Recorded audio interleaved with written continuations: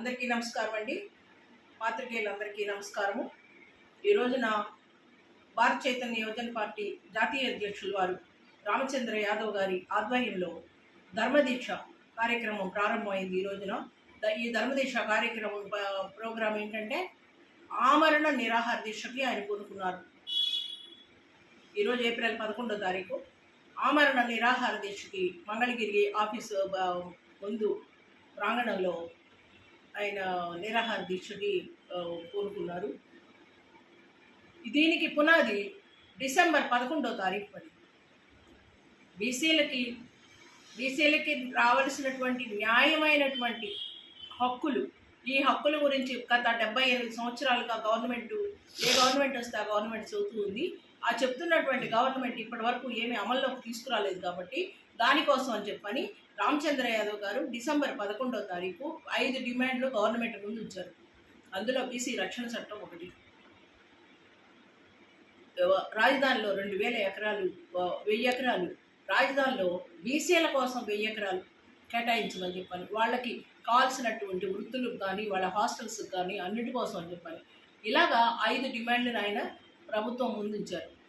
ఇందులో ఇవన్నీ కూడా గవర్నమెంట్ ముందు నుండి చెప్తామని వాళ్ళ మేనిఫెస్టోలో పెట్టినయో, లేకపోతే లోకేష్ గారు పాదయాత్ర సందర్భంలో ఈ బీసీ రక్షణ చట్టం గురించి మరీ చెప్తూ వచ్చారు. ఎలాగంటే అమర్నాథ్ అనే ఒక బాబు చెరుకుపల్లి దగ్గర ఒక ఫార్వర్డ్ క్యాస్ట్ అనే ఒక క్రూరమైనటువంటి ఆలోచనలు కలిగినటువంటి ఒక ఫ్యామిలీ వల్ల ఇబ్బంది పడ్డాడు. ఆ అబ్బాయి ఎలా ఇబ్బంది పడ్డాడు? స్కూల్కి వెళ్తా ఉంటే వాళ్ళ అక్కన ఏదో అన్నారని చెప్పని, ఎందుకు మా అక్కయ్యని అన్నారు అని అడిగినందుకు మార్నింగ్ 5 o'clockకి ట్యూషన్కి వెళ్తున్నాడు ఆ బాబు. వెళుతున్న అబ్బాయిని వీళ్ళంతా కలిపి పట్టుకొని అతని నోట్లో గుడ్డలు బుక్కేసేసి పెట్రోల్ పోసి తగలబెట్టారు. కేవలం మా అక్కయ్యని ఎందుకు ఇబ్బంది పెడుతున్నారు అని చెప్పని ఆ బాబు మాట్లాడిందే ఆ బాబు చేసిన తప్పు. ఆ బాబు పేరు అమర్నాథ్. ఈ అమర్నాథ్ కేసుని ఆయన అప్పుడు లోకేష్ పాదయాత్ర చేస్తున్నాడు. ఆ పాప నా సిస్టర్ని అందరి ముందు ఒక మార్కెటింగ్ చేసుకున్నాడు లోకేష్. ఈ పాప అమ్మ ఏం జరిగింది చెప్పు అని వాళ్ళ మదర్ని ఆ పాపని పిలిపించి ప్రతి చోట ఇతని పాదయాత్రలో వాళ్ళ చేత చెప్పించి మార్కెటింగ్ చేసుకున్నాడు అనమాట. ఆ మార్కెటింగ్ చేసుకొని బీసీల ఓట్లన్నీ కొల్లగొట్టాడు. అతను స్టాన్ఫర్డ్ యూనివర్సిటీలో చదివాడు. ఎక్కడ మన ఇండియాలో చదవలేదు. స్టాన్ఫర్డ్ యూనివర్సిటీలో చదివి వచ్చినటువంటి తెలివితేటలతో మన బీసీల్ని మార్కెటింగ్ చేసుకొని అతను పవర్లోకి వచ్చాడు. ఎమ్మెల్యేగా గెలిచాడు. ఈ రోజున మంత్రి కూడా అయ్యాడు. రేపో మాపో సీఎం కూడా అవుతానని చెప్పని అందరూ అనుకుంటున్నారు. మరి అంటే ఈ స్టాన్ఫర్డ్ యూనివర్సిటీలో వీళ్ళని ఎలాగైతే అణగదొక్కాలి, ఎట్లయితే వీళ్ళ దగ్గర నుంచి ఓట్లు కొల్లగొట్టాలి అనేది నేర్పారా? ఇప్పుడు ఈ చదువు మీద కూడా నమ్మకం లేకుండా పోయే పరిస్థితి తీసుకొచ్చాడు ఈ లోకేష్.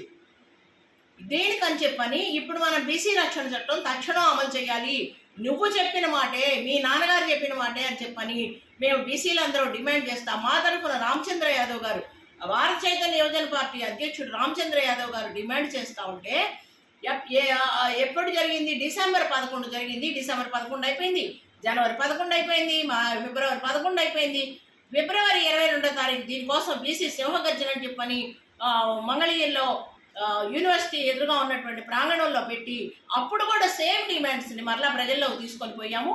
అప్పుడు కూడా అప్పటికీ చేయించలేదు గవర్నమెంట్. ఫిబ్రవరి 22 అయిపోయిన తర్వాత మేము కలెక్టర్లందరికీ ఒకేసారి అన్ని జిల్లాల కలెక్టర్లకి విన్నపం చేసుకున్నాం. ఇప్పుడు కలెక్టర్లు చెప్పామంటే సీఎంకి చెప్పినట్లే. ఆ కలెక్టర్లు చెప్పారు ఇమ్మీడియట్గా ఇది సీఎం దగ్గరికి వెళ్ళిపోద్దామా ఈ న్యూస్ అని చెప్పని వాళ్ళు మాకు అష్యూరెన్స్ ఇచ్చారు. మరి కలెక్టర్లు అబద్ధాలు చెప్పారో మాకు తెలియదు. కలెక్టర్లు మాత్రం మాతో చెప్పారు ఇది వెంటనే సీఎం గారి దగ్గరికి వెళ్ళిపోతుంది అని చెప్పని. మేము కలెక్టర్లకు అర్జీ పెట్టుకున్నాము ఈ 5 డిమాండ్ల గురించి. ఆ తర్వాత మేము నిరాహార దీక్షలు చేసాము, మళ్ళీ కరపత్రాలు పంచాము. ఎన్నెన్నో ప్రోగ్రామ్స్ ద్వారా గవర్నమెంట్ దగ్గరికి ఈ ఇష్యూస్ తీసుకెళ్తున్నాము. మేము ఇప్పటి వరకు కూడా స్పందన లేదు. ఆ బీసీ సింహగర్జనలో ఆయన చెప్పారు, ఒకవేళ కనుక దీన్ని గవర్నమెంట్ పట్టించుకోకపోతే ఏప్రిల్ 11వ తారీఖు ఆమరణ నిరాహార దీక్ష చేస్తాను ధర్మదీక్ష పేరుతో అని చెప్పని ఆయన చెప్పారు. ఈరోజు ఏప్రిల్ 11 వచ్చింది, ధర్మదీక్ష మొదలైపోయింది. మరి ఇప్పటికీ గవర్నమెంట్ ఇప్పటివరకు పట్టించుకుంటుందా లేదని చెప్పని మేము మళ్ళీ ఇంకో విన్నపం చేయడం కోసం ఇప్పుడు మాట్లాడుతున్నాము. మీరు గవర్నమెంట్ అంటే ప్రజలే అని చెప్పని మాకు డెమోక్రసీ గవర్నమెంట్ అంటే ప్రజలు అని మాకు రాజ్యాంగంలో మేము చదివిన చదువులో ఉందన్నమాట. మరి అది నిజమా కాదా అనేది గవర్నమెంట్ మాకు చెప్పాలి. ఇప్పుడు గవర్నమెంట్ డెమోక్రసీ ఇది government of the people, for the people, by the people అని చెప్పని రాజ్యాంగంలో ఉన్నదని మేము పరీక్ష పాస్ అయ్యాము. మరి దీన్ని ఇంప్లిమెంట్ చేయడానికి ఆ గవర్నమెంట్లోనే ఉన్నటువంటి ప్రజల నుంచి ఎన్నుకోబడ్డటువంటి ఈ ఎమ్మెల్యేలు, ఈ మంత్రులు, ఎంపీలు ఈ విధంగా మమ్మల్ని రోడ్లు పడేయడానికి ఏంటి కారణము? ఇది వీళ్ళు సమాధానం చెప్పి తీరాలి, సమాధానం చెప్పాల్సిందే అని మేము డిమాండ్ చేస్తున్నాము. నమస్తే.